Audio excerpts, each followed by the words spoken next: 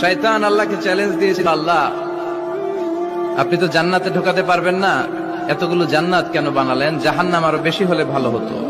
আল্লাহ বললেন কেন? শয়তান বলে, আল্লাহ এই সবগুলারে আমি ওয়াসওয়াসা দিয়ে মুনাফিক বানিয়ে নাস্তিক বানিয়ে জাহান্নামে ঢুকাবো। আমি চ্যালেঞ্জ দিলাম, ডান দিক থেকে ধোকা দেব, বা থেকে, সামনে থেকে, পেছন থেকে, নিচ থেকে, রগের শিরা উপশিরায় ঢুকে, মাজরাত দাম যেখান দিয়ে রক্ত চলাচল করে ওখানে ঢুকেও আমি ধোকা দেব। তো আপনি জান্নাতে ঢুকাবেন কেমনে? আল্লাহ বললেন তুমি আমারও চ্যালেঞ্জ দাও, এত বড় সাহস? ওকে ডান, আই টেক ইউর চ্যালেঞ্জ। আমিও তোমার চ্যালেঞ্জ নিলাম। তুমি আজীবন ধোকা দিবা, আজীবন তুমি গুমরা করবা, বেনামাজি বানাবা, জালিম বানাবা।